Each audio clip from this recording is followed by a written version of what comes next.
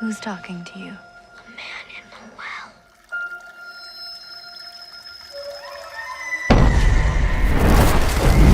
It's in the static, it's in the moisture.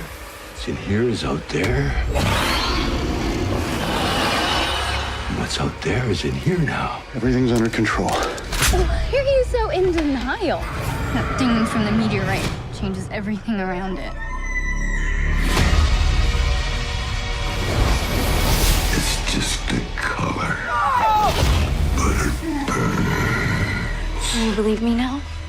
I don't know what I believe anymore.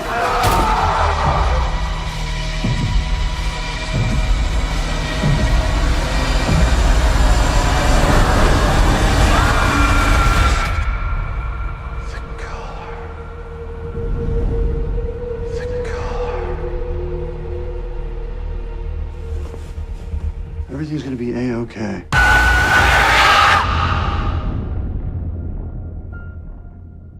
Coming at you like an Archie hat for your brain. It's MVP Mutant Radio.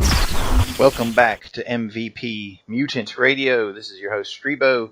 I'm happy to be joined today by our special guest, Bat32 of Exploited Cinema and Sleaze Fiend Magazine. Thanks for joining me, Bat, as we're going to discuss Color Out of Space. Thanks for having me back on again. Is this MVP After Dark, or it doesn't have to be, but It's always MVP After Dark anytime you're on, because that's what I thought. because we don't want to have to censor or anything or edit anything that comes out of your mouth. We want you to have complete and total freedom to say what you like to say. So yes, it is MVP After Dark. Thank you for bringing that up. And I'm looking forward to discussing this little gem with you, Richard Stanley's latest film, Color Out of Space. Criminally, believe it or not, he has not had an offer to direct a film since 1996's ill-fated The Island of Dr. Moreau. Can you believe that? Yeah, that's what I was thinking too. And I don't know, it was like 8-10 years ago. I know I had him added, and I have a different Facebook page now, but he was working on Hardware 2, I know, and I think I saw some storyboards and maybe some script excerpts he was posting. I think he was trying to get money, and that project hasn't happened yet, but that would be cool. But we got this, and this was great.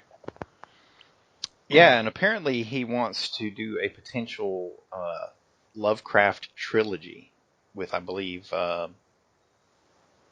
he wants to do Innsmouth next. Is that right? No. I haven't even heard about this. That's awesome. This is news to me. Yeah, so this is the first of a potential trilogy. So hopefully it made enough money. I remember hearing about this a year or two ago, though I believe the potential, the trailer concept for it was released several years ago. So it's one of those projects you hear about, and then you kind of forget about it because, no other news comes along for a long, long time. And then all of a sudden... Like House of a Thousand Corpses. Yeah, right. And then all of a sudden you're like, okay, well, it's available for viewing, or it's coming out, in theaters. It actually did get a very limited theatrical release at the beginning of the year, just before, the whole COVID pandemic struck and shut down all of the theater chains across America. Except for the drive-ins. Except for the drive-ins, The drive-ins which is are prospering. Awesome. That's so awesome. Now is the time to invest in the drive-in. But this would be cool to see at a drive-in, man. I think it would be interesting. Because, it's a lot of it's outdoor in the yard. I don't think I've given too much away, but no. There's a lot of, in the yard stuff outside under the stars, and you're watching it under the stars. It would be cool, I think, but... It would make a great double feature with Mandy. I think you'd have to watch Mandy second, because, nothing... You think so? Yeah, nothing can follow that movie up. I don't know. I think that I like Nicolas Cage's performance in this. It's slightly better. Better. He does have some good... He does have some classic Cageisms, such as, Alpaca. Oh, yeah. Alpaca! He always has a way of reading his lines that gives it that little bit something extra to it. But anyway, he seems insane in this. Yeah, and you can just say that about almost any Nicolas Cage role. But, I'm cool with that. I mean, as long as he's cool with it, he's making the films he wants to make, and he's getting paid to do it.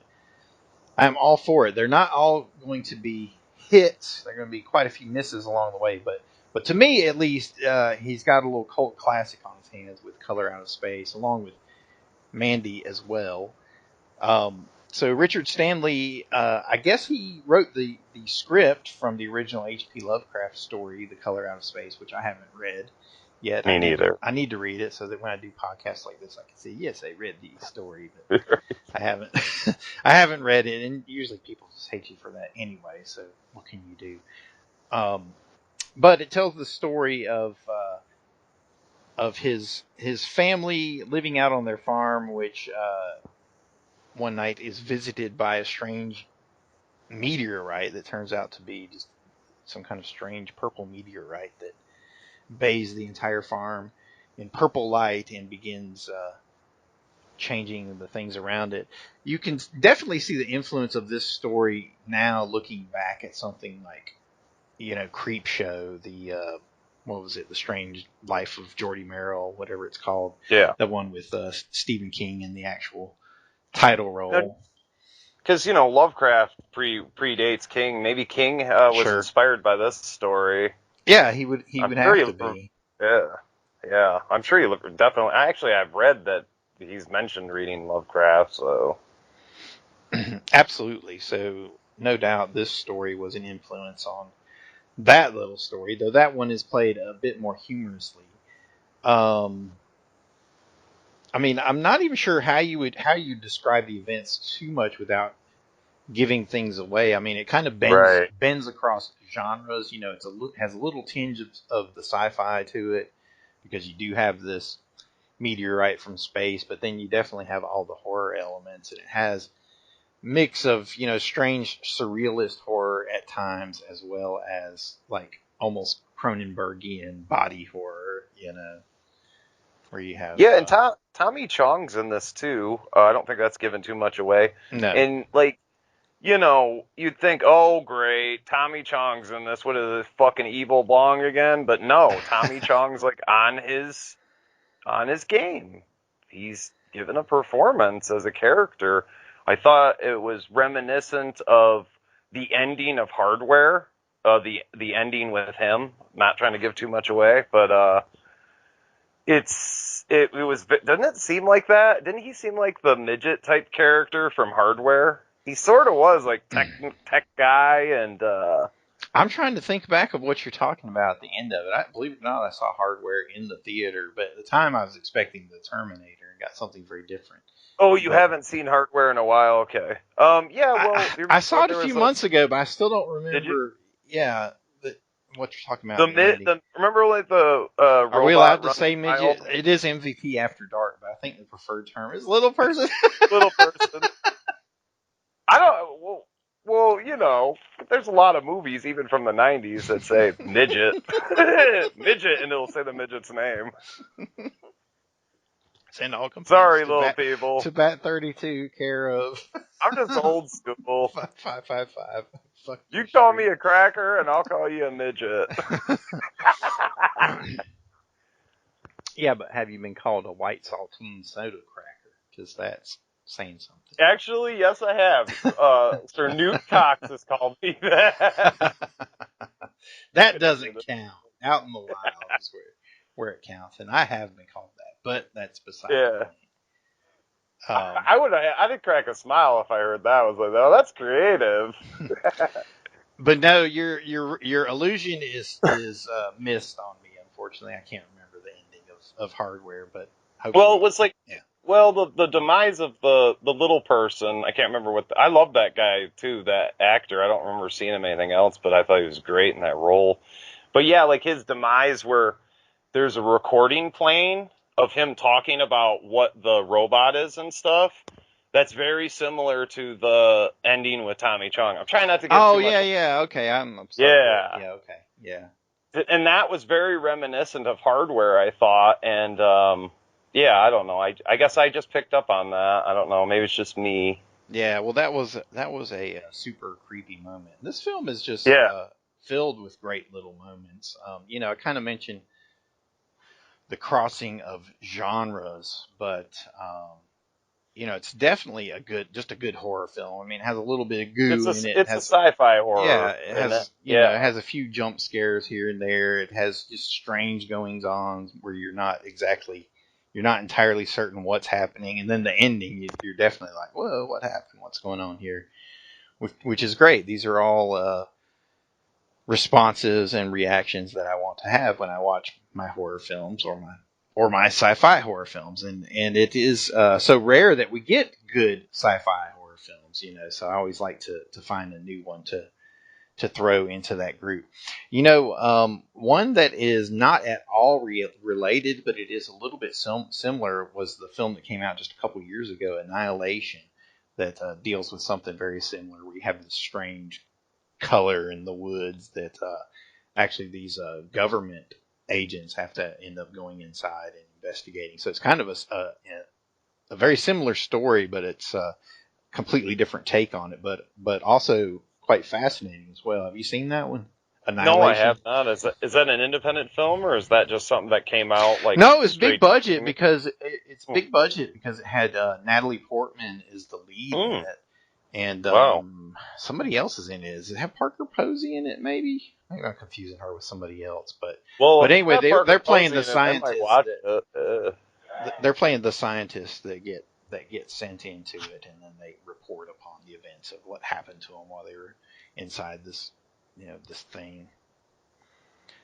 Highly recommended. I'll try to look it up and see if maybe it's on Netflix or something. Be a perfect book. I've got Amazon Prime, so yeah, it might be on Amazon Prime. I had the Blu-ray for it. It was just one I had scored a few years back at a family video. You just grab them in stacks. And you're just like, I'll watch this one day, and then you watch it, and you're like, whoa, I'm blown away by it. Every now and then you find one like that. Pathology was for me. It was Pathology. I don't know if you ever saw that film. I have not, but it's always fun good. To find it's on Netflix, or maybe it's on Amazon, one or the other. Look it up. It's really good. I remember when I got the DVD, it said it was the dude from that Hero show, and I'm like, I don't watch that crap, but this is going to be horrible. And it was, I can't remember who the other guy is, but when you see his face, you'd be like, oh, I know this guy. He's great. And, basically, not to get off topic too much, but these pathology students have this sick little game where they go, I shouldn't give too much away, because it's good. I don't want to give too much away, but, they have this game. We can just recommend that people just check out the trailer and then go check it out. Definitely. It's been out for a while, though. I think it's been out since like 2007. So, I mean, giving too much away. But this is spoiler free, right? Spoiler free for everything. Yes, for everything. So we don't want to spoil the movie we're not even talking about yet. Right. What the fuck? I'm already fucking this up. More Matt. But anyway. To bring it back on topic, though, I mean, do we have any further spoiler-free comments for people to see Color Out of Space? I mean, if they haven't seen it, obviously go see it. If you love Nicolas Cage and his type of performances, go see it. I mean, what do you call a Nicolas Cage performance at this point? It's like a roller coaster ride. You're going to get. Where can they see it at? Where can they see it? Well, I mean, I had to buy the Blu-ray. I don't know if it's streaming on anything or not. Okay. I thought it was everything was coming out, what the new Bill and Ted is coming out on, streaming, but they were going to release it in theaters. I just figured that's what they did, some video on demand thing with it to compensate for money lost. Yeah, I don't know. Well, listen, people, Google is your friend. If you can't figure out where to watch it, I can't help you with anything in life anyway, okay? So... I always get people wanting me to look stuff up for them. It's mostly older people, and it gets kind of obnoxious after a while. Like, your finger's broken.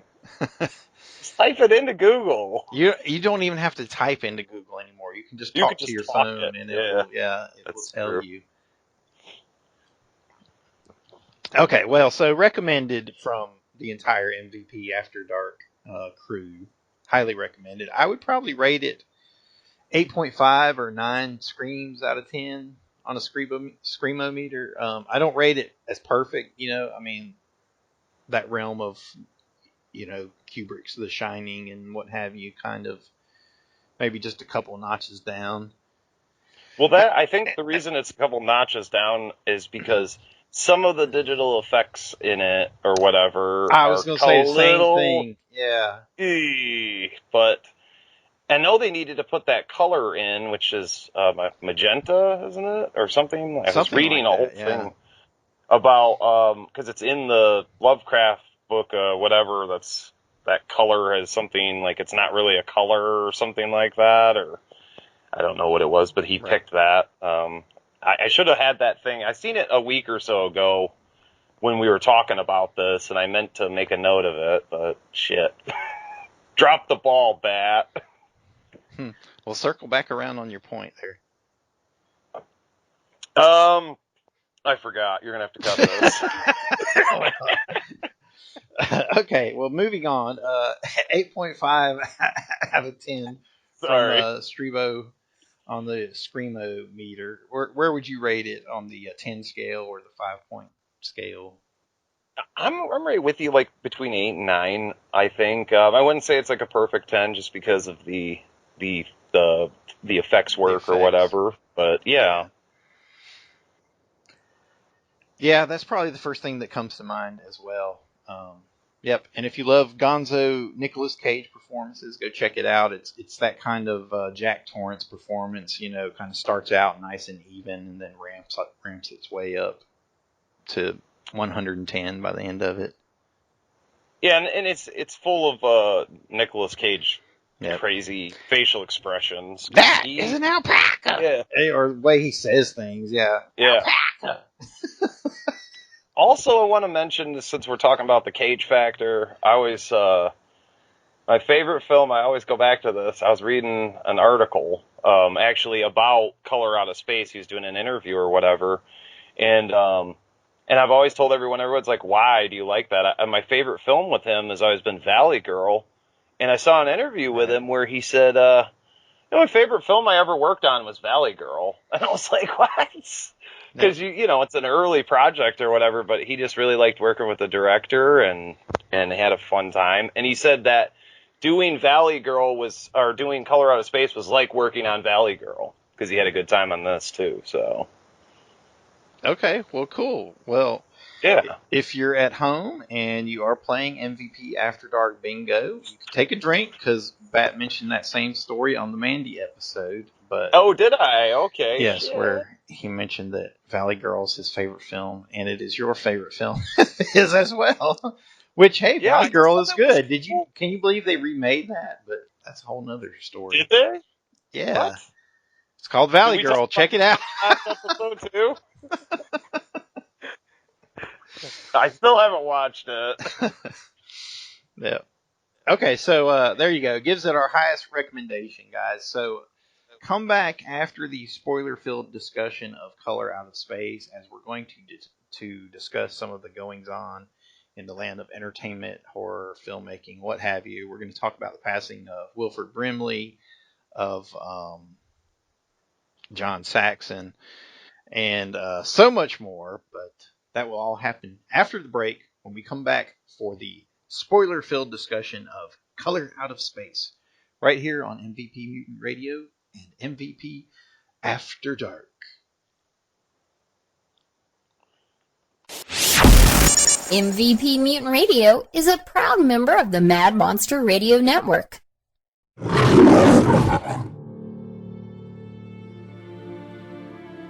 Country, mothership.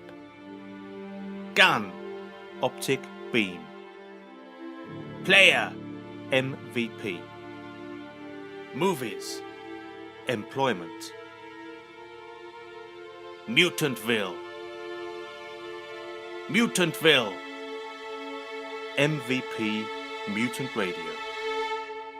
MVP Mutant Radio will help you rediscover your inner fan again as we talk you through the latest and greatest theatrical releases in horror, science fiction, and all-out badassery. We'll bring you interviews with independent filmmaking masterminds, as well as specials like Murder by Music and the Drunken New Year's Eve Mega Show. Listen online at www.mutantville.com or subscribe on iTunes.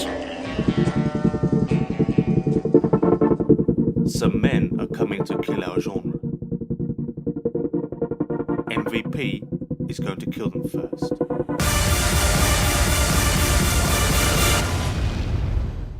Now, you know how powerful the devil is, and if you cross him, he's going to be mad as hell.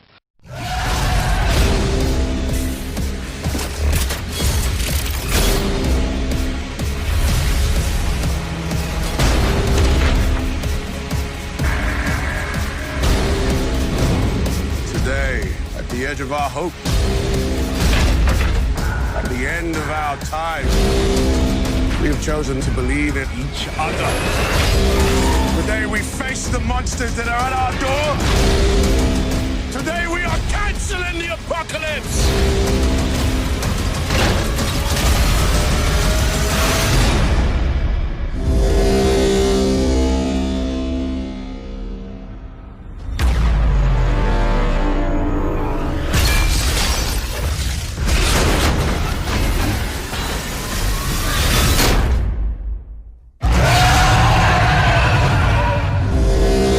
So it's impossible at this time to know how many unaffected people are left. If for any reason you are one of us who hasn't become infected, take shelter immediately. Do not trust any friends or family members. I repeat, do not.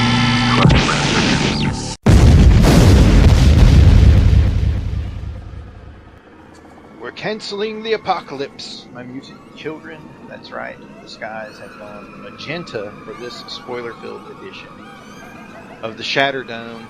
I'm Strebo. He's Bat32, and we're going to continue our discussion of Richard Stanley's Color Out of Space. Now, the one thing I wanted to say on the intro to the show before I unleash Bat, because he's just going to run away with the narrative here, is that I talked to David Gregory at the Mad Monster Party back in February and mentioned how I was trying to actually get the Color Out of Space to screen at the Mad Monster Show, because in the past we have had some good films that we've screened. I don't want to say it like that, but films that we premiered that you might not have expected. Like we premiered the Elijah Wood Maniac remake, which was really fantastic. And we played it before it was available on DVD, Blu-ray, or on demand, what have you. So I didn't know that you guys got it early like that. Wow, yeah, that's cool. We did. And I wanted to get the Color Out of Space, but it all happened at about the same time that their theatrical release happened, so we couldn't get the film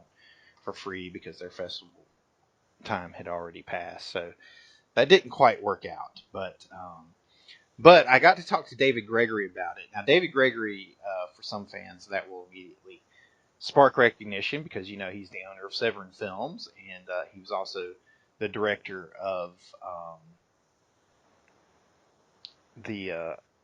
always forget the name of that, the Doom Journey of Richard Stanley's what is it called? Lost Soul, the Doom Journey of Richard Stanley's Island of Dr. Moreau, that tells the entire story of how Richard Stanley's production of the Island of Dr. Moreau fell apart or was essentially sabotaged by Val Kilmer and Marlon Brando.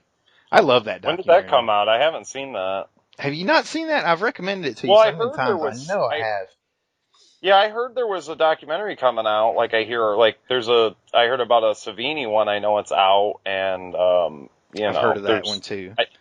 I just haven't gotten around to watching them, I guess, or had an opportunity. So. Well, Lost Soul has been out for about 5 years now, so you can check it out. And we actually played this at the Mad Monster Party as well before it was available for viewing anywhere. It was one of the documentaries we played that year. And it is on Amazon Prime, so you can go to your Amazon account and you can watch it now. And so that is my recommendation for you, Bat32. You're going to watch it and you're going to be like, man, why did I not watch that earlier? Because it tells the whole story of Richard Stanley's production just going insane. Do you think that documentary helped him get I do think it helped. It helped. I did not ask David Gregory that. I just talked to him about Color Out of Space, and he told me that he had actually spoken with Richard Stanley just a couple weeks before on the phone, and they were talking about Color Out of Space and how excited he was about it, going out in theaters and whatnot. And Richard Stanley, David Gregory was just telling me that it was really good and I should watch it. And I was like, well, I want to watch it anyway, so I'm glad you think it's good. Yeah. And that brings us to now. That's what I wanted to say on the intro, but that I got that over with. So Bat 32, welcome back, man. So now we can discuss this spoiler free. Yeah, I was like, man, I gotta watch my mouth here. I'm not used to spoiler free, but well, we, in the past, I know, especially me and J-Dog, because like I remember when what was it, Survival of the Dead came out, and we talked about it, and we tried to do our best not to spoil it, even though everyone was hating on that film, and I think we were the only two that enjoyed it. Like, you and I, or you and J-Dog? Me and J-Dog enjoy. I know J-Dog liked it too. I don't know if you liked it. I don't remember if I talked to you about that one or not. If you enjoyed it, I don't want to get off topic though. Get off topic. Well, we can always get off topic about Romero because when Survival of the Dead had its second North American premiere, it was in Durham at the Carolina Theater. And the curtain jerker, the opening short film for that screening that night, which was Survival of the Dead followed by Night of the Living Dead on 16mm, was a little-known independent zombie film called Devil Comes Down from a North Carolina film production studio known as Mutantville Productions. So anyway, they played Devil Comes Down, then they played Survival of the Dead, and then Night of the Living Dead afterwards. So I liked the movie. I enjoyed the night more than I enjoyed the movie, but I liked the movie. That's what I was gonna say. I liked it as a satire. I liked it as being, just a fun zombie movie. I mean, I don't think it was terrible. I mean, geez, there was a lot worse movies coming out. I was like, I just didn't get it. I mean, a lot of these, if you listen to like a Romero fan, especially in like the late 90s, they were like, I know there was supposed to be a vampire movie that he was going to do that was going to star Ricky Martin. And these motherfuckers were like dying for it because they wanted something. I missed that news. I missed the Ricky Martin as a vampire. Was it going to be called Martin 2 or just Ricky Martin? Martin 2. Yeah, was it going to be called Ricky Martin? No, he was really looking. It was, I want to say it was because he did that Resident Evil video game trailer, and right. He was, he was up for that job for a while too. Yeah, to the evil director job. Yeah. Yeah, and then he was shopping around Land of the Dead when it was called something else, where I think it was like had more to do with the vehicle that fucking Dead Reckoning vehicle. Yeah, Dead Reckoning, which is awesome. Which I just like Land of the Dead more and more as the years go by. Survival of the Dead, I'm still just kind of the same, but Land of the Dead, it just gets more and more awesome to me as the years go by.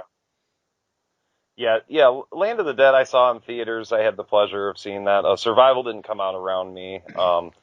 Diary, I think, was wasn't it one of those Dimension? And I'm not going to get into that because I know a lot of people are like, you didn't like Diary? Because I love Diary. Well, I saw Diary in the theater. We saw it at the Carolina Theater as well. Okay, so it did have a theatrical run. I saw Land of the Dead in the theater, but then I saw the director's cut in the theater as well. They did a one-night only screening.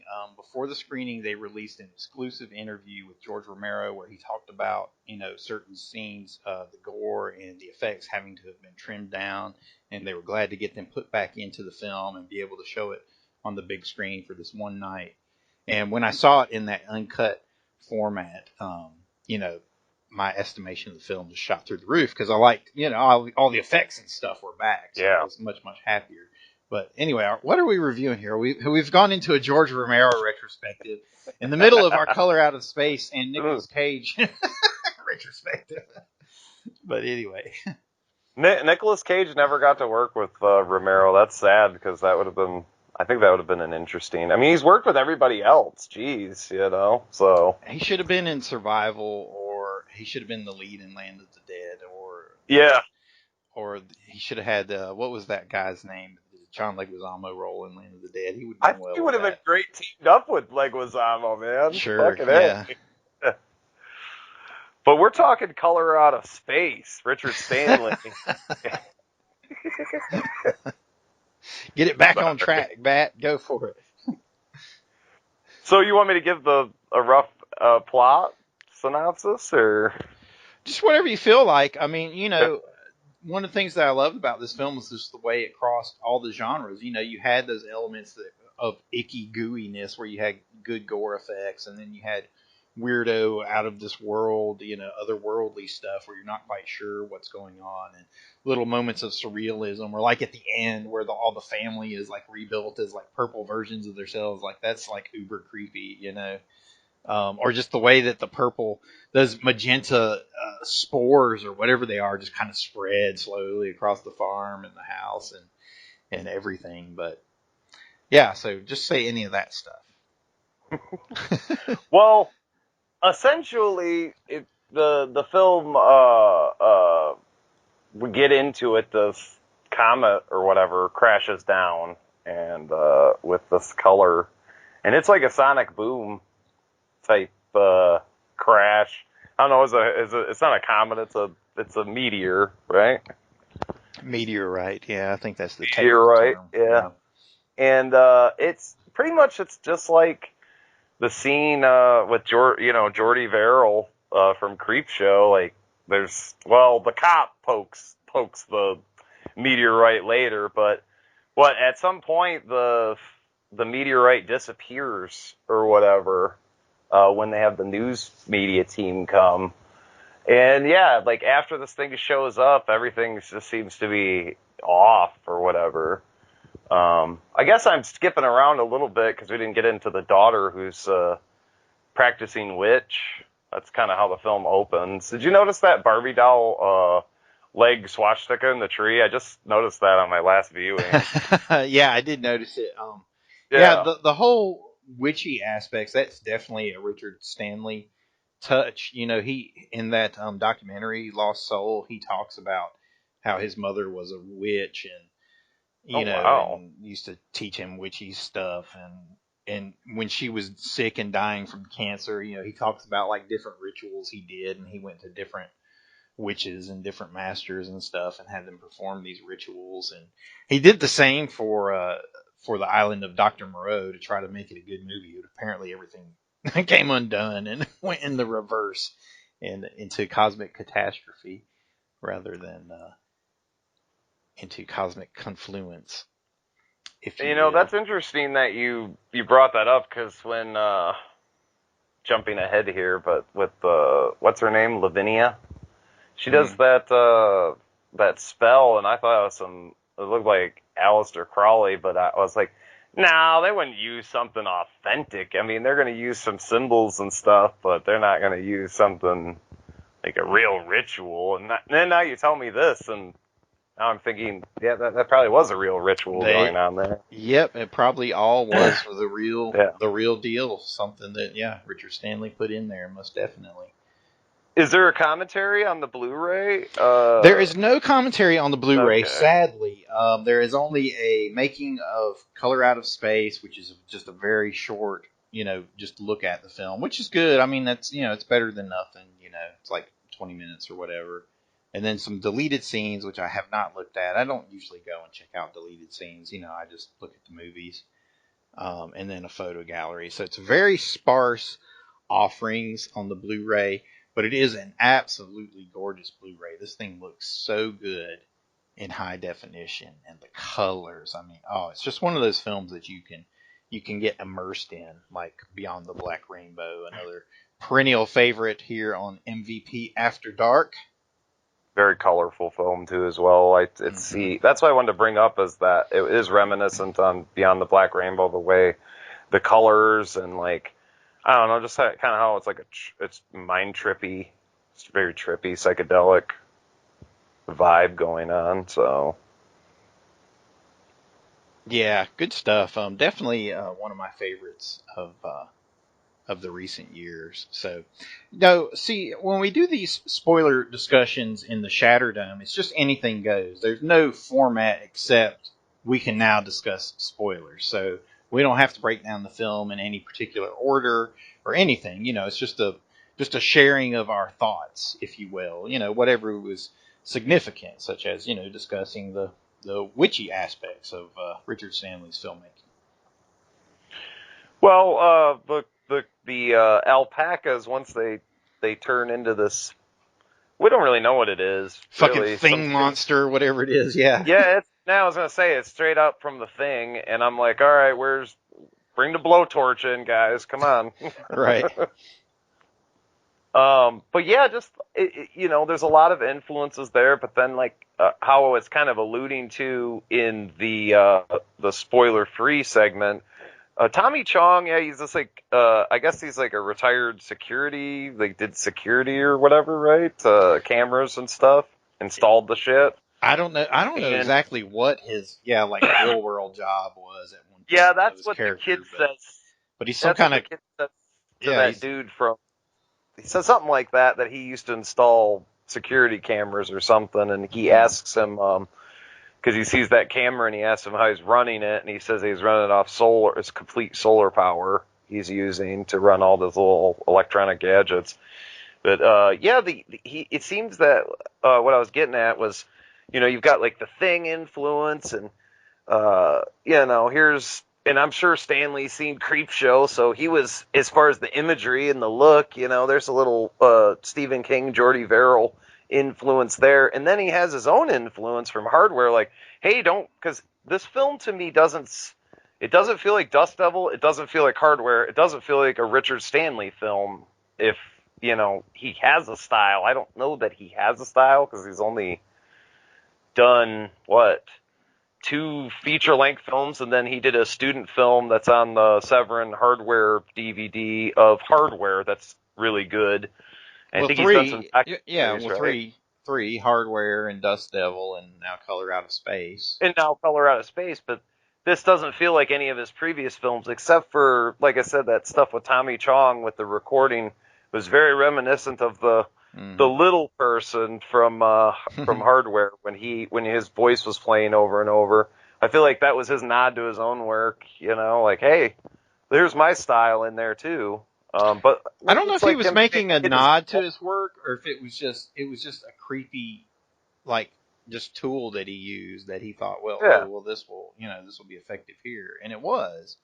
When I saw it, I didn't think about Hardware at all, but I don't watch Hardware a whole lot. I've only seen it twice. Yeah, I remember seeing it back in '98, and I taped it too, because I saw that Lemmy was, I don't know, for some reason, the old channel guide on the satellite will tell you, oh, so-and-so, Lemmy's in it. Well, he's not even the fucking star of it. They told you that because they wanted you to watch it because, you're going to watch it because Lemmy's in it. And I'm like, oh, cool. I thought Lemmy was the star of it. And then I just seen that scene where he's the boatman. And I was like, well, that was cool. You got Iggy Pop as the radio. You got some people in that movie. So, and I heard he only spent $1 million to make that film and got film school or art school students to help him and shit. It feels like a 1990s MTV music video. Yeah, it does. Well, it's definitely low budget. All of his work is, and he has that kind of low budget, anything goes, anything can happen, anything is possible mentality that those indie filmmakers have, like a Quentin Tarantino or Robert Rodriguez, Well, I wanted to bring up too in the spoiler thing, but I can bring it up here is, with you brought up that he's doing a whole trilogy. Yes. And I feel like I wanted to bring it up because I didn't know about that, but I felt like for this film, it's like Stuart Gordon kind of, because I know he passed away recently too, and it's passed the torch down, right, of this H.P. Lovecraft adapt, because he was the guy, right, before? Yeah, he was the go-to guy for Cthulhu and Lovecraftian adaptations, absolutely. He didn't do that Necronomicon movie, though, did he? No, I think that was a Charles Band production. production. Okay.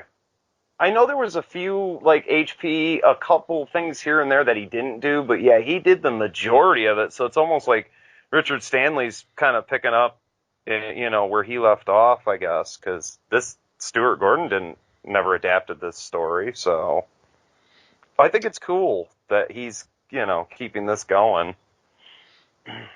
Yeah, and I hope he gets to make his other films in the trilogy. I'll definitely sign up to watch them. I'm definitely a big fan of Richard Stanley. Hopefully they made their money back on this.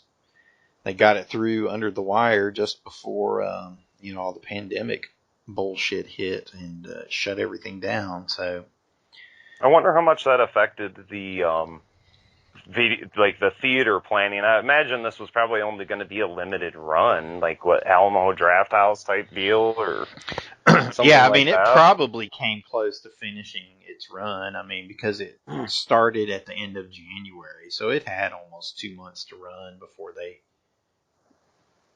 the country was shut down, So, and you could still get it into that's another thing I wanted to bring up. Like, my local theaters have been open here, but I live in like a more rural area, right, where the virus hasn't been as bad, and they've been showing like old movies. It seems like that would be a perfect one to get into the theaters or even into the drive-ins right now too. Why not have the drive-ins pick it up for the remainder of August? God. Or any of these movies that have come out on video on demand. So, yeah, maybe so.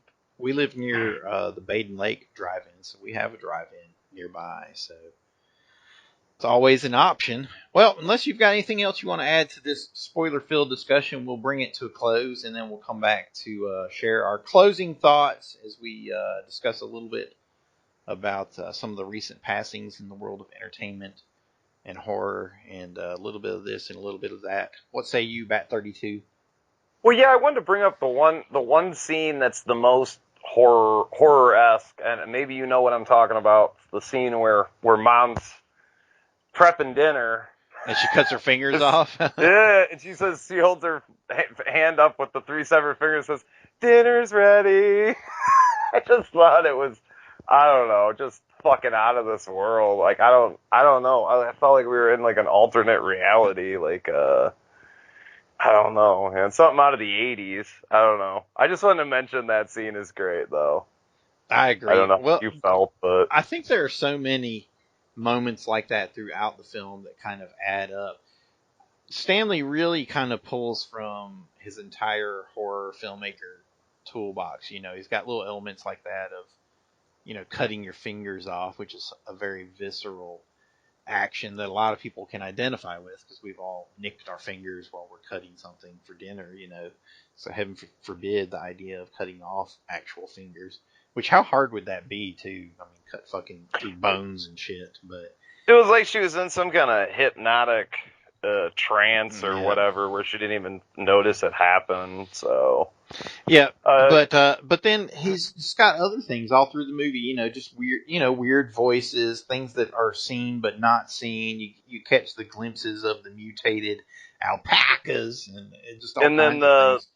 The mother and child get fucking... Oh yeah, when they get fused together, that was super creepy. That's probably Stuart the creepiest. Gordon, man. Yeah, that was like fucking, I don't know, Reanimator and like all that kind of... Yeah. See, that's another thing. I totally wasn't even thinking about that he had to have been influenced by Stuart Gordon imagery. Because that monster looked like something Stuart Gordon would have, had created. So sure, absolutely. Well, those guys, they pretty much created the lexicon of this type of filmmaking in the 80s. When they made all those films with Reanimator and From Beyond and all that kind of stuff, and the work that they did on John Carpenter's The Thing, because you had the same guys. I mean, you had like after The Thing, the same guys went and made the stuff for From Beyond. Rick Baker. Yeah. Rick Baker. No, not Rick Baker. Not Rick Baker on The Thing. Rob Bottin. Yeah, Rob Bottin. Rob Bottin. Yeah, Rob Bottin. He's probably one of the more underrated effects artists. Absolutely. Yeah, sure. Yeah. Well, I think after that he started to get paid more and worked less, which is the better equation for those guys. So yeah, because they all wind up going on to do like a James Bond movie or some shit, where they're putting a And then they scar could on retire somebody. off of it. Yeah, and so good for them. Yeah. Well, anyway, I think we've brought up enough good points there. That was a good one to close with, because that was definitely the creepiest moment. I was trying to think of that earlier. What was the creepiest moment? But that bit where the mother and the child had fused, that was seriously messed up. But yeah, that's what I like from my horror films, I guess. A little bit of this and a little bit of that. Yeah. Well, all right. Well, we'll have more of that right here on MVP Mutant Radio right after these words. You're listening to MVP Mutant Radio. Here's Streebo. Welcome back to MVP Mutant Radio.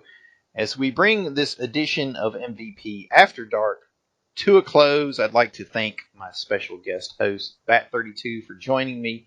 And we're going to circle the Mutantville mothership around, bring you in for a gentle landing as we have our final closing discussion. Because, Bat, there's been so many things going on in the world of entertainment, the world of politics, the world that we live in. Where do we start? I don't know. I didn't know if you wanted to talk anything about like real world shit. I don't know. When I like do a podcast, like, and I have said some stuff on recent stuff. I like insert stuff, but I've been trying to stay away from it because, like, I don't know. I've been getting the feeling I've been getting from like the movie community is just like, leave me the fuck, like music community too is just like, leave me the fuck alone about. I don't want to hear anything about it. I just want to be in my fantasy in your safety world. Bubble. Yeah, well, I don't want to think about it. So because I think shit's gotten so fucked up out here that people just. That's why we need movies and stuff to escape with, I guess, more than anything now. But there's no escape. That's the truth. Well, this is a good point to advertise that I have been joining some of the film discussions over on the Mad Monster YouTube channel. They asked me to come over and discuss A24 films recently, and I'm going to go back later this week and discuss some Blumhouse films. So it means I've been having to go through and revisit the Purge films, which I'm never thrilled about. A film I think it's A24 put it out. Did they do that Green Room? They did do the Green Room. That's one I have not seen, but I'm going to try to watch it this week, though, because it was brought up and recommended to me. It's on Netflix, and I just watched it about 3 weeks ago, and I've actually, once I saw it, I've watched it probably 10 times now. I don't know, it's just something. Oh, wow. Something about that. It's not really a horror movie. It's not a horror. Like, I know the horror community was promoting it, and I didn't really know anything about it when it came out, but I wouldn't say it's a horror movie. I wouldn't say it's a horror movie at all. It's something else, so. Well, that's interesting. Well, the film that I wound up reviewing for the website is Robert Eggers' The Lighthouse. I don't know if you've seen that or not. I saw a trailer for it. I didn't. Is it the one that's in black and white? Yeah, it's in black and white. He shot it in the style of films from the 1920s, so they used an actual camera from that time period. It looks like that. Yeah, they used film stock. They used the same framing device, so the whole thing is shot in 1:16:1 instead of like 16:9. So it has that full frame square picture. But it's just phenomenal. We were talking about Lovecraftian films, and it's actually the Lighthouse seems very, very Lovecraftian. Apparently, it was an unfinished poem by Poe, I think. By Edgar Allan Poe, so they just took the few lines or whatever and expanded it out to this story of these lighthouse keepers on this unknown island in New England in the late 19th century, just tending to their lighthouse, but they're also slowly going insane in the process. So it's right up the same alley as Color Out of Space and all that kind of stuff. It's just a lot of stuff happening that's very psychologically deep and rich. But then also a lot of strange horrific things that are happening kind of on the fringes of everything going on. You're not sure what's real and what's not. Highly recommend it. I really Is that who's in that? It's got Robert Pattinson in. That's what I thought. I seen the trailer for that. Which but a it lot of looked people okay. are really down on it. Just 'cause they just don't like him. I think. But then you got fucking. I started calling him Robert Duvall. You've got what's Green Goblin's name? He's escaping me. Oh, okay. I know who you're talking about. Green Willem Goblin. Dafoe. I don't know why his name is down my head at the moment. Yeah, and then you've got Willem Dafoe as the other lighthouse keeper, and it's like one of his best performances. It's so just salty, and greasy, and oh yeah, dude, you'll love it. You'll love it. It's such a greasy character. Robert Pattinson was in David Cronenberg's Cosmopolis, which was highly underrated, which nobody ever talks about. I watched it. I was like trying to give him credit and stuff for it, but like I don't know. This is one of those like, and that's probably what The Lighthouse is like, and that's what I wanted to bring up is like, there's a fine line between being able to do something like claustrophobic and doing it right, and then like fucking it up. And I didn't like Cosmopolis that much. I didn't get. I liked it. I liked it the fact that Cronenberg was working again. He actually did another film with Pattinson, and I saw it at a family video. I think I was, or maybe it was at Walmart, and I was gonna pick it up, and I'm like, when did this come out? It said David Cronenberg, and it had Robert Pattinson in it again. It's not Cosmopolis. You sure they didn't just repackage Cosmopolis? Well, I'm pretty sure this had a different name. Let me look. I could look it up, and you could think of some other topics to hit. Well, his performance in it is nothing like the one in Cosmopolis, so it is what it is. But you should check it out sometime when you get a chance. Definitely recommend it. You know, Robert Eggers is the guy that did The Witch as well. Did you ever check The Witch out? Yes, I did. I had heard a bunch about it. I can't remember somebody in the higher echelons of the horror reviewing community. I can't remember who it was. Had said that it was. I remember they had written something like they had rented it or seen it when it first came out, and was said that it was, first scary movie like that they'd seen that was really scared them or gave them, I don't know, gave it a good review, made it sound like this was a groundbreaking horror film, and it's good. This kind of period piece, especially what's that, 1600s, isn't it? Or late, maybe early 1700s. Is that when it's based? I mean, they're settlers, right? I don't know. I don't try to say without being certain. Right. Well, whatever that like period pilgrims, early settlers, the original colonies, the witch burning shit. That kind of intrigues me, and that like I don't know, those types of films always have this like mystique and mystery to the land. Because it's like untamed. Sure. You know what I mean? It's the 1630s. The 1630s New England. Oh, okay. So I was right. It was in the 1600s. I thought it was more like late 1600s, but I knew there were early settlers. 1700s. Yeah. Here's the new one. So David Cronenberg has done. Hold on here. Yeah, I thought Cosmopolis was his last one. Well, Map to the Stars was what I was seeing. I'm pretty sure that has Robert Pattinson. That's from 2014. Well, that sounds like some old bullshit, dude. I don't even know what that is. Well, this is a film that his name is on. It says directed by David Cronenberg, and it has, Map to the Stars is a 2014. This is Wikipedia.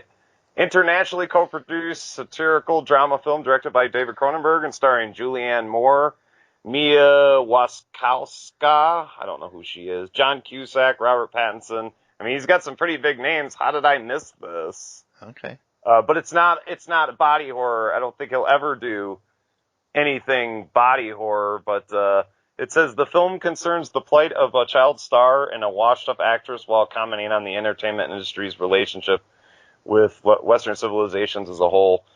David Cronenberg has been kind of a pretentious prick lately. I'm sorry, I love the man's work. Mm-hmm. But he said that he posted something on Twitter that he thought that Kubrick wasn't that great after all. And that, I don't know, I think he insinuated that he was a better director than Kubrick. And I was just like, I love your work, buddy, but that's laughable.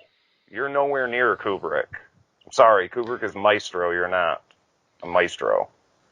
Well, So. I would. And then he said consider something Cronenberg. recently about another director being a hack, and it's like, what's your deal, dude? Like, I thought you were respectful to what the film community was Nobody sits around and picks apart fucking Shivers and says, "Oh, you ripped off fucking George Romero, you fucking hack!" Like, you know. Well, I would consider Cronenberg a maestro in his own field. I mean, like, You'd put him over you Kubrick, do a work like Dead Ringer. No, I wouldn't put him over Kubrick. Yeah, I mean, Kubrick is that's the what I'm saying. pinnacle. Right. Yeah, but a work like Dead Ringers, I mean, who the fuck else could do that? But I mean, what more body horror does he have to do? I mean, he's done the whole. Yeah, he's got his whole career behind him. He has all these works that he's created. I mean, what more does he need to do? When he did Existenz, he kind of revisited that whole new flesh thing from Videodrome. So, yeah, I mean, what more does he need to do? And I felt like Cosmopolis was kind of a revisit on all of those things without getting into the body horror, and very much just kind of a coda, a closing and ending to his career, you know. He did that other movie, Spider, wasn't it? Yeah, Spider was good as well. That was pre-Cosmopolis. But how the fuck we keep getting into these discussions about everybody that's related to everything but this actual film? Well, I thought this was the free flow. The free flow. It is the free for all. But you said you wanted to mention John Saxon and Wilford Brimley. Okay. Yeah. We haven't got to them. I was creeping my way towards it, talking about the theme special effects, you know, because we mentioned those. The effects in Color Out of Space, which were reminiscent to those effects in The Thing, which also starred Wilford Brimley. Yes.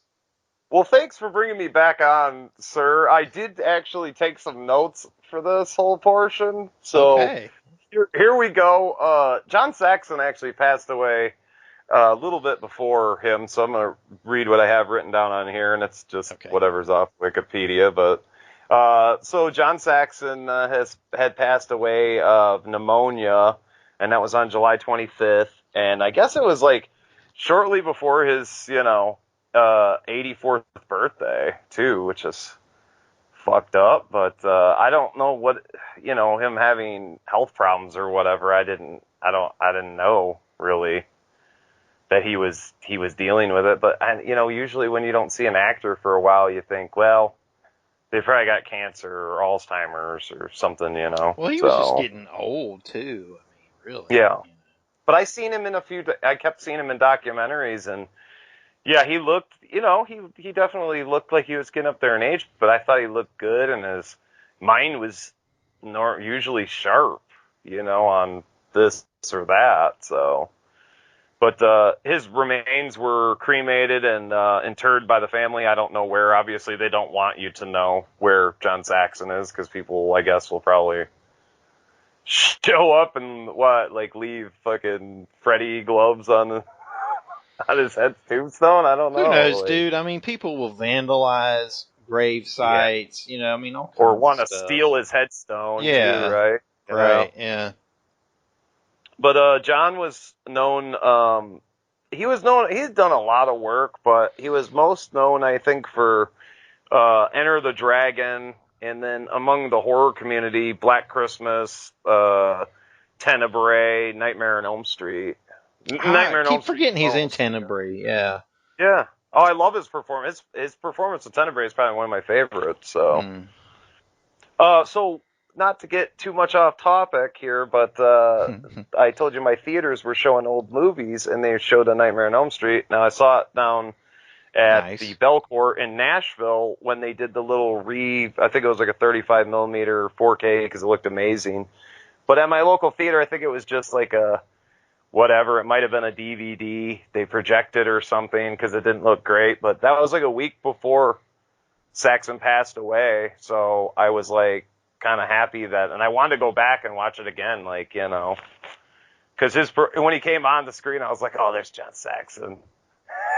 Because his performance in Nightmare is very memorable, Well, he plays cop in so many of those, doesn't he? He does the same thing in Not in Tenebrae. He seems like he's a cop. I always think he's a cop, but he's actually a talent manager, agent, or whatever. So, but in a lot of the Italian stuff, he did play a cop. Black Christmas, he played a cop. Right. That's what. Yeah, I was going to say in Black Christmas too. But one of my favorite performances from John Saxon, and it's not because of his actual performance, but was when he played Maskatron on the $6 Million Man. Because the Maskatron was the only enemy figure you could get with the $6 Million Man, and one of his faces was a generic John Saxon face.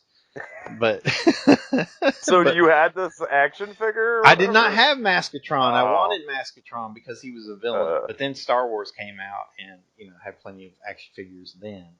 But you totally forgot about John Saxon, huh? Yeah, but at the time, yes, I wanted Maskatron. Yes. But on the show, they don't actually call him. They don't call him Maskatron. When you see Nightmare on Elm Street, you were like, "There's Maskatron." Yeah, right.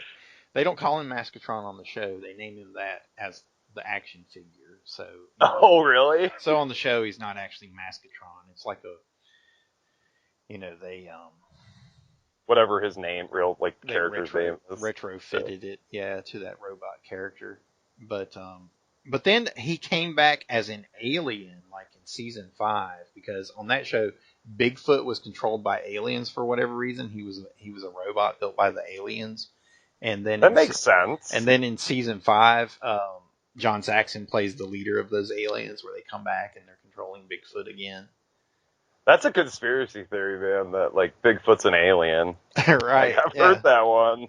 Yeah, well, this show was made in the 70s. I love how everything made back then was just a pastiche of all the crazy 70s Ancient Aliens conspiracy theories. It was probably from a fucking one of those fucking little chick tracks.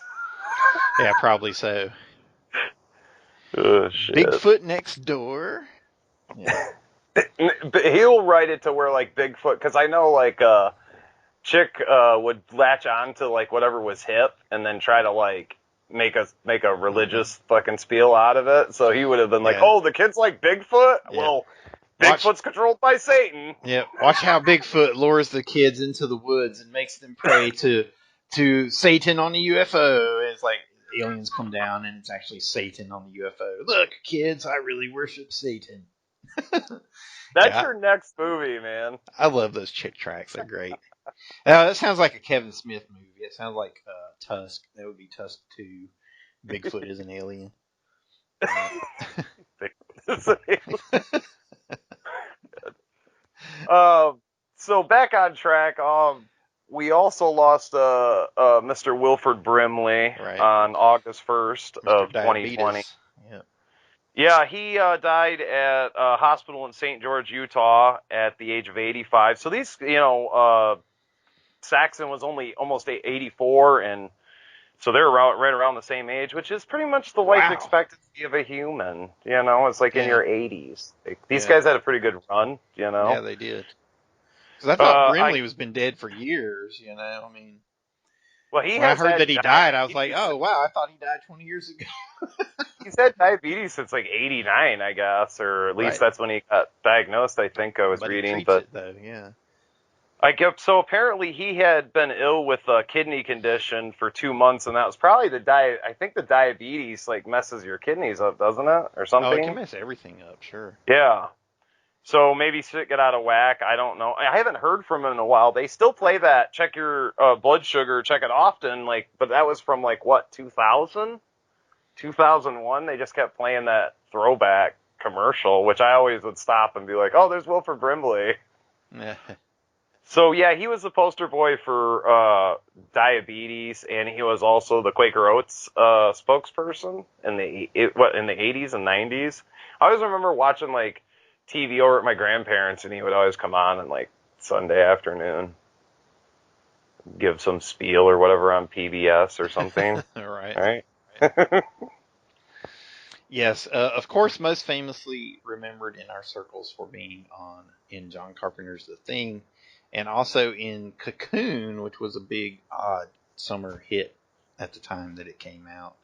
He was also in the lieutenant or whatever in 10 to Midnight, with Charles Charles Bronson, where he, you know what this is for? This is for jacking off. Yeah, dude. And I remember him from my childhood the most because I loved this movie and Star Wars. 10 till midnight, really? Well, no, not 10 to midnight. That's a little bit later. But Ewoks, he was also in. Oh Ewoks, yeah, sure. The Battle for Endor. Yeah, he was in one of the Ewoks movies. That's right. And I know when I was like a kid or teenager, that was like a no-no. You weren't supposed to like the Ewoks movies, and I was like, why? These are cool stories. Like, because they don't have any Jedi in it. Little did we know we'd have to wait till 40 years later and still not get any fucking Jedi in a movie. Well, that's not my fault. But like, look, think about it. No, that's Rian Johnson's fault, but that's a whole nother discussion. Yes. I just think about how expansive the Star Wars universe is, and I just thought it was like, oh, here's another little planet, a little corner here, and we already knew about the Ewoks, so this is just an extent. I always liked the Ewoks. I'm a Jedi man. I'm not an Empire. I'm a Jedi man. I was excited to watch it when it came on. Believe me. I mean, I sat and I watched it. I recorded it and watched it back. It was before you could get it for rental anywhere. So. I always thought of Wilford Brimley's character as like, I always loved him. Like, his ship broke down. He's been like there for a long time trying to fix it and like find parts and shit for it. But he always seemed like to me when I saw him as a kid, because I saw it when it was, what did it come out? Probably 85 or 86. 85. Yeah. So yeah, I would have seen it at a real young age. I always thought of him as the old grandpa in the woods. Like, he always seemed like a grandpa. I was like, oh, I want to go meet that guy working on the ship. Like, I saw it when I was like 4. Come on, man. Right. No, he that's just cool. Warm me, like a warm old gentleman. And I liked his little, the little guy that would run around real fast and shit. I thought it was cool, man. Like, I don't know. Hey, I didn't say anything about it. I'm down. Well, I'm saying, I know. I just haven't seen it recently, so I can't pop off all these memories about it. Well, I've seen it so many times. I haven't seen it in probably 6-7 years, but I had ran across both the VHSs of both films and had revisited them. It might have been 10 years ago. So, but they're on Disney Plus now. So if you get Disney Plus, you can. Oh, really? Yeah, you can just watch them. Is the Droids cartoon on there too? I know. Yeah, I think so. Pretty much everything is on there. Yeah. Cool. Not all in its original unedited, state. Everything's been tinkered with at this point. Yeah. But it's on there. Everything but the holiday special. I think that's the only thing that's not available. Well, yeah, that's because that's like I think you can only get that like a VHS rip anyway, right? It's a bootleg, yeah. Yeah. So, but I think Wilford Brimley's earliest claim to fame was he was a reoccurring character on The Waltons, and he played the blacksmith. Horace Brimley was his name on the show. On the show? Okay, Forrest Grimley. Yeah. Yeah. That's funny. Yeah. So, a little bit of trivia. Both John Saxon and Wilford Brimley appeared. It's been a long while since I've seen this film. I don't remember if they may not even have been there the same day on set, but they did both appear in the 1979 film Electric Horseman, starring Robert Redford. Jane Fonda and Sidney Pollack directed it. So, I don't know that I've ever seen that film. It's like, I don't know, it's kind of Western-esque, I don't know, comedy thing. It's one been of those. a while. It's definitely, yeah, right, exactly. Like Rhinestone Cowboy or whatever. One of those weird. Yeah, what genre is that? Yeah. The only thing I can think with like that kind of thing is like a Midnight Cowboy or Midnight Cowboy. Oh man. Okay. That's got a Western flair to it. That's got a 42nd Street Cowboy. It does. Yeah, it does. I was thinking more along the lines of those weirdo hybrid action comedies, where the more successful ones were like, Any Which Way But Loose, where the less successful ones were like Rhinestone Cowboy or whatever. The title makes it sound like it's acid western, the Electric Horseman, like, Alejandro Jodorowsky, directed by Alejandro Jodorowsky. Jodorowsky passed Pollack the script, and then yeah. Yeah, they retitled it Holy Mountain, Yeah, that's the Electric Horseman for you. So, yeah, I mean, both actors were always kind of in my childhood, and of course, I think Wilford Brimley, I knew him mainly from the Quaker Oats and the diabetic stuff the most. Diabetes. But he did a narration for the documentary on witchcraft, Haxan. Did you ever see that? Yeah, it's really creepy. Yeah. Yeah, he's the narrator on it, so I remember that too as well. But that was from like IFC when it showed on the indie screens. I don't know if you remember them doing that back. I have the recording of that early on 2000s. VHS. Yes, I have the recording. When I don't know if it was when I know Tom Savini hosted, and they had like I think one year they did George Romero was on there, and then like Argento and. Yep, they did Savini. Yeah, they did all those guys. I think Carpenter was on there one year, but yeah. And lots of cool original documentaries and stuff like that with those guys. So yeah, that's when IFC was the shiznit, man. they were awesome. Yeah, turn it. Now to my IFC dad now. watches IFC. Every time I go visit my dad, he's watching IFC. I'm like, Dad, IFC is my channel. Why are you always watching this? He's like, well, it's the only thing that plays something I ain't seen. IFC really isn't even like. It's not even really. It's like a fucking shell of its former self. I know they have commercials now. It's bizarre. Yeah. Yeah. Well, there's TV shows on there too, and when it was uncut, I don't remember. Night Gallery, I believe was on there, but that doesn't count. No. I want to say Night Gallery was on at like fucking 5 a.m. or played at like night late. Which, like I said, that falls into what they're doing. You know, that's fine, but I don't know. But another thing I wanted to bring up before we run out of time, because I know you like to keep these things short, but I know you'll love this. Well, I wasn't planning on a 3-hour episode, but it's okay. Well, this is something. Once Upon a Time in Hollywood. Okay. I think you're gonna like this. So. I ran across this book just because I've been looking. I did a whole article, which you haven't read yet, but I'd love to hear your thoughts on it when you do. For our listeners, yes, in Sleeping Magazine issue number 4, now available on stands. At weirdworldpublishing.com. I didn't want to whore it, but all right. So there's the promotion. You have to, just like you could have mentioned that we discussed Once Upon a Time in Hollywood on our most popular episode of MVP After Dark, which you can still download from mvp.blogspot.com. But please continue. It is. Well, hold on. It's the most popular? Really? Wow. Yeah. That's cool. All right. So I was reading this book. It's called Wild Beyond Belief, and it's basically like a collection of all these, like, mainly people like involved with Al Adamson, and it's a beautiful time to really talk about this because of the Al Adamson box set, which I know Strebo went out there and he bought that right away, right? You know it. Day one. Yeah. Bunch of people were like, what? I just didn't like the price tag on it, I'm gonna be honest with you. Like, I had it playing in I love the background. Al Adamson. What's that? I had it playing. Really? Did you get I had it playing in the background while I'm reading my interview. I'm reading the interview with Felicia Fisher from Sleeping Magazine number 4. You really got the box set? Are you shitting me? You're shitting me. That box set was outrageous, dude. You're not an what's Al outrageous? Adams. These pictures in this magazine.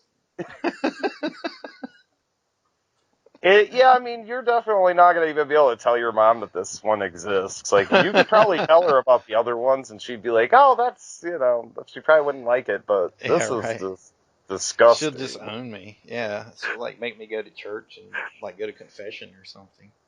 She'll just throw this magazine at the priest and be like, look, this is what he does. So that's why I fully approve of the nun on the cover. So I fully approve as a properly lapsed Catholic. I'm going to tell your mom that I tried to talk you out of submitting the article, and I told you to submit it to a highbrow magazine. It didn't belong here. It worked though. It actually, because like I always like to have you on board because like you kind of try to reel it back, and I mean you try to tackle interesting subjects. You always say you bring class to the magazine. Well, thank you. So, I just try to, just get whatever's in my head out on the page at that particular time. So back to this, our little reference to Once Upon a Time in Hollywood. So this book is wild beyond belief, and it's got a lot of people that worked with Al Adamson. And this book was written by a gentleman named Brian Albright, and I think he did these interviews like over a long span. I can't remember. I'd have to look. Maybe it's in the foreword or whatever. But basically, this book came out in 2008, and there's actually an interview with Al Adamson. So he had to have conducted that, because when did Adamson die? 94, 95? Something. So it must have been pre Adamson's death. And I was reading director John Bud Cardos of Kingdom of the Spiders. It's actually his, and they all got like little fun titles, like his interview section is called Kingdom of the Bikers, because John Bud Cardos was a stuntman and worked like on Satan Sadist, a lot of that bike exploitation stuff as a stuntman and sometimes an actor. But so he was asked about shooting the Al Adamson film, because he's credited as assistant director of the Female Bunch, and he shot a bunch of pickup stuff, and they needed some more scenes, I guess, to flesh out the runtime. So he did some stuff, I think, in the bar and on Spawn Ranch. Some of the scenes. I don't know if you've ever seen the Female Bunch. I don't think I've seen any of his stuff except for the Black Samurai. Oh, really? Okay. Well, that's kind of that's not really one of his mainstream, like one of Satan Sadist, and what is it? It's the other one, Dracula versus Frankenstein or whatever. Isn't that his? I haven't seen any of those, man. Yeah. I don't want to be all highbrow or anything, but I'm just like, they just haven't come across my radar for some reason. Right. Well, because I think it's just because they haven't, and now they've gotten a release, but it's like, they're not individually released either. Like, a lot of this stuff hasn't been properly remastered till now, and that's kind of what, nothing against Severin, they do a really good job and everything, but, well, why would you put this, people are going to want to see this, and why would you do like a limited numbered run when there's people, this is like, some of these films have been, like, I know Satan Sadists have been released, but Female Bunch, you have to create scarcity, dude. It's a business. You know how it goes. I know, but I don't like the idea of that ploy. It seems like very Code Red-ish, like very, I don't know. Well, any small, nowadays especially, any independent publisher of any type, you have to plan out how many of these units am I going to sell. Yeah. How many should I make? I don't want to have stacks of them sitting around for the next 10 years. That's true. So, just a lot, been looking in all this stuff. I, by the way, haven't gotten the box set. I have rips and whatever, VHS rips and different copies I've obtained of stuff over the years. Mostly, like I said, rips is how you had to get a lot of this stuff for the longest time. Right. So I never got the box set, especially because of the price. Again, I have seen the documentary on Al Adamson. It's really good. You can watch it on Amazon Prime, and that's where I rented it at. And you can actually buy that disc. That's the only disc out of the set that you can buy individually. And because the Female Bunch, what I'm going to get into here, the materials were so shitty that they couldn't do like a very good remaster. So that's the movie that's on the disc, the extra feature. And I guess that same disc is in the box set, but yeah, that's the only movie from the box set that you can get individually, which is actually the only film I really like. I like Satan Sadist, but I actually have a good HD cut of that already. And, I don't have a good cut of Female Bunch. I guess it's a little bit better. So, but I'm going to get into this little excerpt I got out of this book. When I know it's taken me so long to lay out the backstory. Here it goes. Go ahead. So when Bud Cardos was asked about shooting Female Bunch on Spawn Ranch, he said, I knew George Spawn, having worked with him at the ranch every once in a while. Even when we were doing some of the early TV stuff, also at a place called Corganville, which is actually where the Spawn Ranch set for Once Upon a Time in Hollywood was rebuilt, was actually on the Corganville Ranch. Nice little tidbit. Nice. And anyway, he said that was just over the hill from George's ranch. It was a funny thing because when I first went to the ranch to talk to George about shooting there, the Charles Manson gang was there, but I didn't know who the hell they were. It was just a bunch of these young girls running around, and heck, in those days, I was chasing every skirt anyhow. I thought, hey, this is going to be pretty nice work in here. But I kind of thought to myself a couple of times, there's old George Spawn in his house there, and all these young girls. It just wasn't like old George, you know? And he was almost blind anyhow. We went in there and scouted the location. I talked to the old gal that was the wrangler there, which he didn't know her name, but her name was Ruby Pearl. And he said, tough old broad. She was one who ran the place because he was blind. I remember going there and seeing all these kids there. So I said, I'll go see old George. I knocked on the door and some of these teenage girls let me in. And George was there with a half dozen girls around him. It was hard to even talk to him. I could tell he didn't want to talk too much. They just kind of followed him all the time. I got him outside and went on a little walk. He didn't tell me anything bad about anything. I said, George, what are you doing with all these young girls? And he said, what the hell? I'm an old man. I need some help. But he did not say anything because I think he was scared, you know? And that's the scene in Once Upon a Time in Hollywood. Yeah, right. From the book right here. This is where... Almost verbatim, sure. Got it verbatim. He took it out of this book. So a lot of people were saying, you know, these characters are Burt Reynolds and what's his name, his stuntman, or this is Gary Kent, or this or that. It's actually because, you know, Gary Kent tells a story about how he was in Austin and Tarantino wanted to meet with him, and he asked him all about him shooting on Spawn Ranch and the movies and stuff. So this stuntman, Brad Pitt's character, is like a patchwork of like all these stuntmen from Hollywood. Sure, he's an amalgam. That story is Bud Cardos's, that one. So it actually really, that kind of scene actually, I thought it was just some made up shit, but it really happened, kind of. Tarantino, he named what he says was the source for the actor in his stuntman in an interview I read, but it was a guy who died a long time ago. So I don't know if he was just trying to take a little heat off of him by saying like, no, it was really based on this guy, you know, who's not around now or whatever. But I can't remember his name. Likeness rights, paying likeness rights. Yeah, exactly. I don't know why he didn't have. A lot of people were saying like, well, why didn't you have Gary Kent? Because I guess the style of Brad Pitt's character was kind of based on Gary Kent, how he had dressed. I guess he had kind of dressed like that back in the day with the aviators and stuff. So. Oh yeah. You know, something that's what a lot of the guys dress, though. Stuntmen of that era. Probably so. I mean, there were plenty of pictures of Bruce Lee with those types of aviator sunglasses back then. Yeah. A strange thought that's been striking me here lately is that Tarantino made this film Once Upon a Time in Hollywood about the ending of that kind of golden period of the 60s, the late 60s. And in a lot of ways, it's kind of become a film about the end of modern Hollywood as well.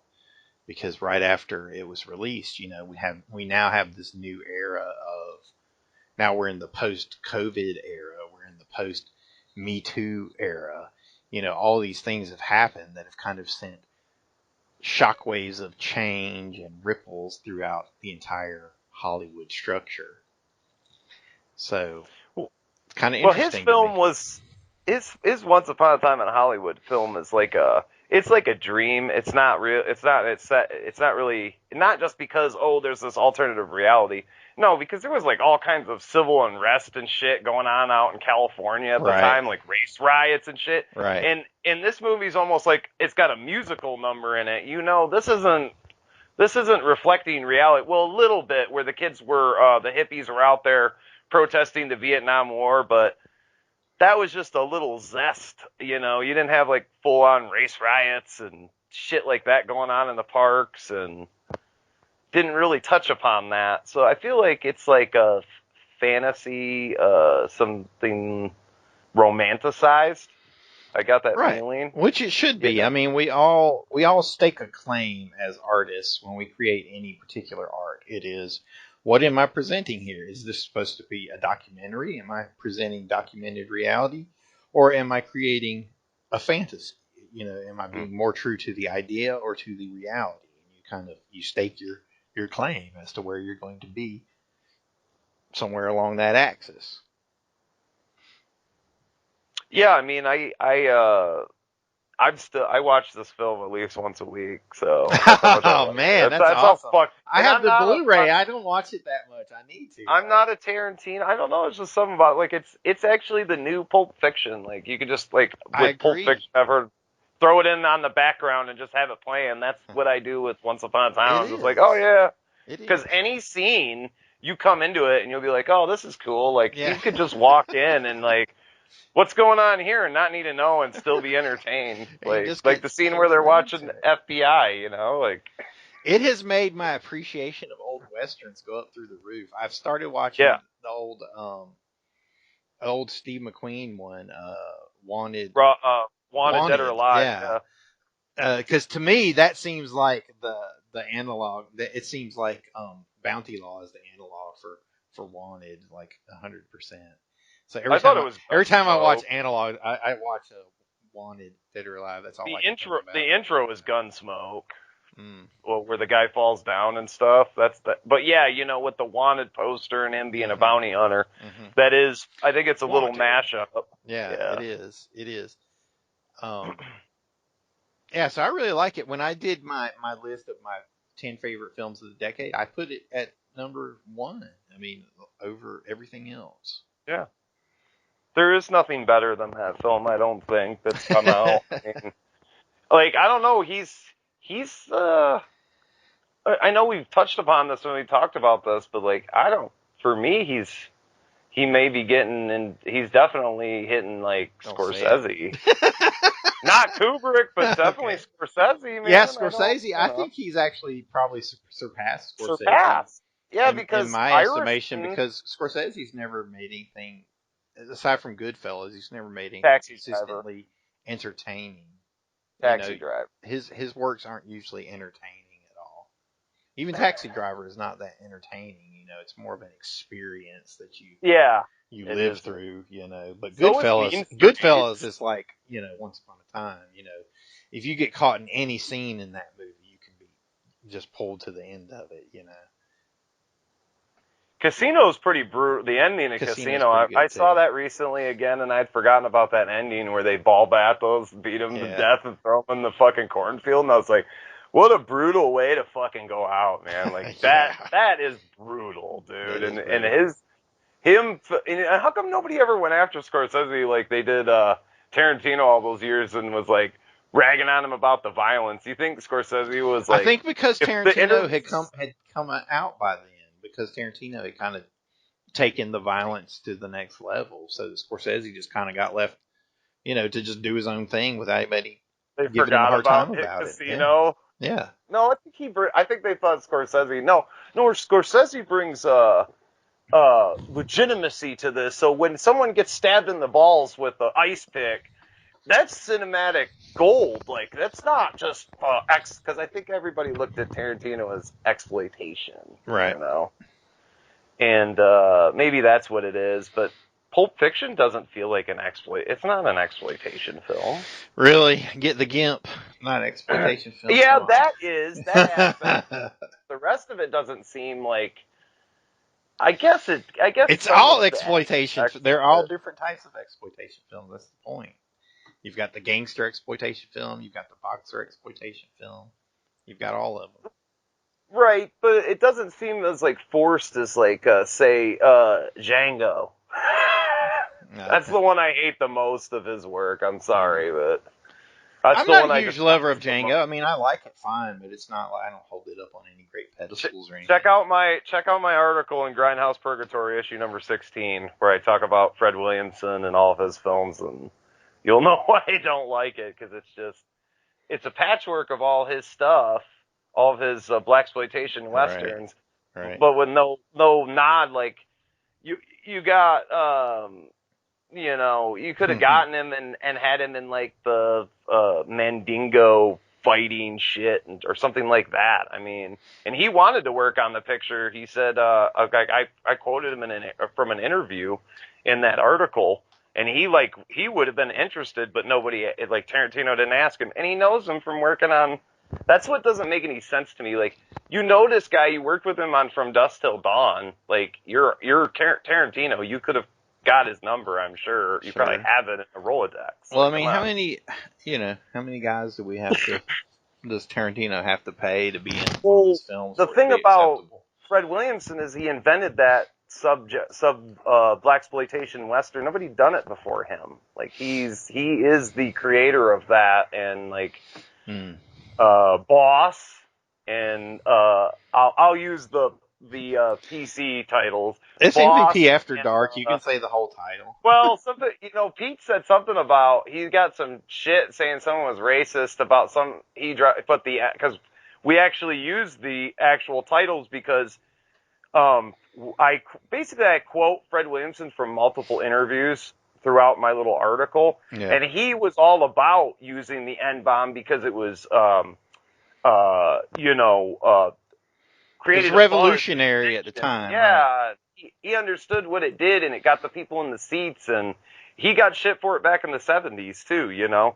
But I guess Pete, I think I was reading, it sounded like somebody was saying he was racist because he printed that or whatever, and I'm like, that was made by a black man with black cast. That doesn't make any sense. Like, what? Yeah, that would be 42nd Street Pete for people that are correct. Yeah, may not be. 42nd Street Pete. Yeah, it's Grindhouse Purgatory. I did an article in issue number 16 too, which just came out. So I've got Sleaze Fiend out with a lot of work in there, and then I got a little article in the new Grindhouse Purgatory. Also, Gary Kent talks about his working on Satan Sadist. Like, how cool is that? Like, an actor that like starred in a movie, he's gonna like write an article about the movie that he starred in. That's very cool. That is available in Sleaze Fiend Magazine number 4, available on stands now. And well, he's interviewed in Sleaze Fiend, but he kind of helped me out filling in some blanks on I wrote an expansive article on Shot on Spawn Ranch, movies that were shot there, and so I kind of like talked to him and asked him questions, and then used his answers as little excerpts to kind of narrate the flow of the article and stuff. Just, I don't know. Hey, go ahead. I'm sorry. Question is, how hard was it to get these tokens on the back of the Sleaze Fiend magazines? You've got a token there in a little bag. So you want me to tell about this story here? Okay, so the stuff that is the glue on there, I'm like, okay, this is like the stuff they use on credit cards and stuff. That's what I need. And I'm like, okay, so I had to figure out what this stuff is. It's got a technical term, which I can't remember off the top of my head right now, but the other two terms for it that it's referred to most commonly in the business, flow of things is booger glue and credit card glue, of course, obviously, but booger glue. So I had to track some of this stuff down because I wanted to be able to peel off, if you want to take your token off, you know what I mean? I don't want it to rip the back of the book off. Right. So I had to track this glue down, and I ordered it off Amazon, actually, and I guess it was like manufactured in China. I'm going to tell you, it took like 3 months to get this fucking glue. Like, I bought a lot of tokens off eBay of the tokens. Sometimes you'll see a bunch of these come up, and I thought, hey, cool, I've been doing this Peep Show article, and we talk about Show World in New York. Let's get the tokens and put the actual token and make an ad for the back of the book. So, and I'm like, I knew how to do this, but I like had to track down like the bags are like little dime bags. Did you notice that? Is that what that is? You might have noticed that bag you may have gotten similar bags from your marijuana dealer years past. I don't know what those bags are used out for. There. Well, but the bag has a little like naked lady on it. Look closer. There's all kinds of cool details. I have noticed that. That is cool. Yeah. So Little keep on trucking, naked lady. Yeah, from the mud flaps. That's what I thought. So did you have to assemble this? Did you put all the? I did all of them. So look, I think this stuff feeds into like a gun, but come on now. If anybody knows me, knows I always do this shit on a very low budget. Luckily, this stuff is on like a roll thing. So like I would just roll it out just enough for one dot and then stick it onto the book, and then you want to get it down a little bit because you got to press it down a little bit, because if you pull it back too much, it'll pull the stuff back onto the paper, but you got to like push it. I don't know. I count like 3 seconds in my head, and then it'll peel from the paper. It needs to kind of bond to the book so it can release from the strip. But yes, I put all this stuff together. The token bags were already put together before. I thought, well, it might have been COVID too, because I think they came from China. The fucking tabs. So when I ordered them, like this COVID shit had just broken out, and yeah, I think that's why it took so long for them to get here. So yeah, but it was a really nice product actually. It was manufactured it came in a bag that was resealable because you don't want this glue to dry out. And then each one of the glue, I got I don't know, 5, I think the pack came with 500 of these little dots. So wow. I can use them for future things I want to stick onto the book in the future. I haven't even used the whole roll. Well, that's cool. I mean, I love little add-ons like that to things. I mean, it's stupid, like a fold-out poster or something, but I just love little add-ons. To me, it just gives it more value. I really like that. Well, original, when I first put out Sleeves Feed, the other little gimmick, I call them gimmicks. Sure, they are. They're gimmicks, and the other one I wanted to do was I wanted to take Larry Flint's, he had done a scratch and sniff cover for Hustler, but I guess I read up on it, it smelled like perfume or whatever. Well, I wanted to do a scratch and sniff vagina that smelled like tuna on the front cover, but I couldn't find a sticker that I could get the tuna smell. I want it to smell like tuna fish. That's horrible. We may still do that one. For issue 5. Do the all scratch and sniff issue. That's Newt said he wanted a issue in Smell-O-Vision, and I was so I could send each page with from the man who calls his show Ass Hat. I don't know if he needs to be involved. Well, he's throwing out ideas. I love you, Newt, but nobody wants to smell your ass in the magazine. Sorry. I mean, Larry Flint, you'd think Hustler, he would have been tuna fish, but he's oh no, make it smell like perfume. What? You're supposed. He's this one of the sleaze bags of the day, and you're perfume. Come on, man. So I want to take it to the next level. Even Larry Flint had his weak moments, I guess. Yeah. Well, now listen, we have to wrap this up at some point. So if you have any closing thoughts that you can offer succinctly, you're welcome to closing thoughts. Yes. I better just keep it short, guys. I appreciate you having me on. We have been doing some new exploited cinema episodes. My return to, I don't know, did I promote the water power? You said this was after dark, so my return to podcasting was you talked about water power on the last couple shows, yeah.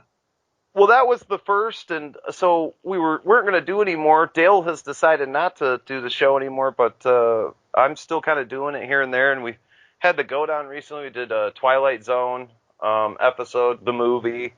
We talked that because of, what is that, Cursed Films series. Have you seen that? Shudder.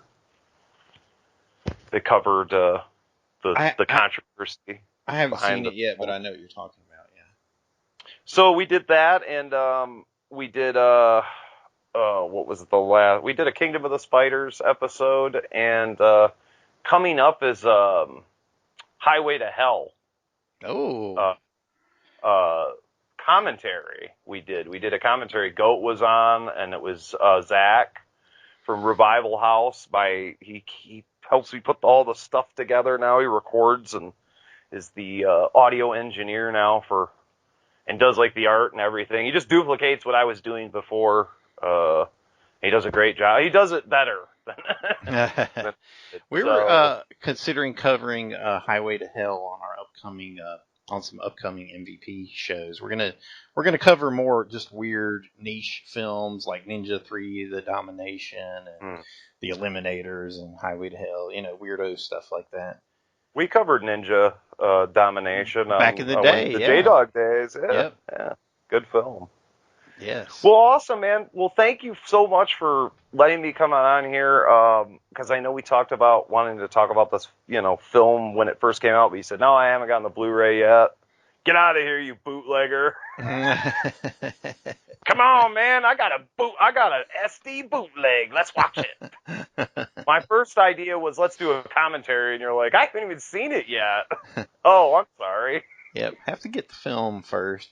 Well, yeah. I firmly believe in supporting, filmmakers that we want to see continue working. So, knowing Richard Stanley's journey from 1996 and what happened with The Island of Dr. Moreau, I knew that I was going to buy his next film legally. So, I wanted to make sure that I did that. Well, I want to say that it's definitely worth picking up on Blu-ray, and I most likely will do that here in the future because I would do a double feature of Valley Girl and this any day for like a Nick Cage, back to back. So maybe this before Valley Girl because, a lot of people just want to see this and then they not into Valley Girl.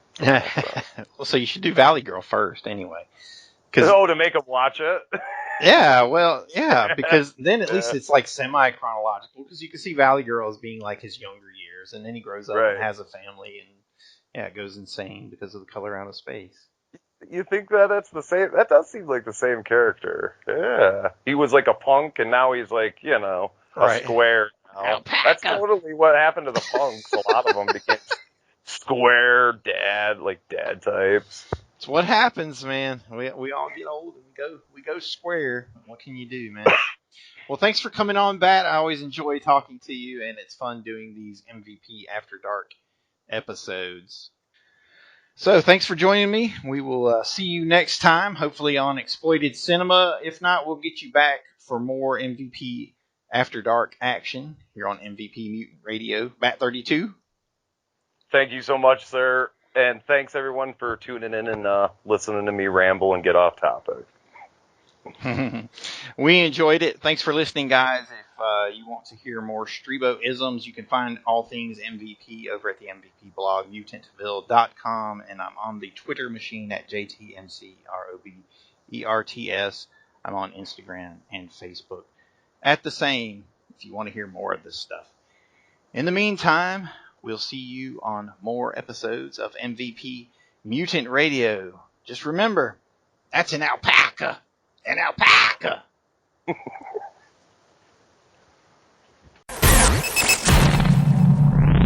Visit mvpmutantradio.blogspot.com to download your favorite episodes of MVP Mutant Radio.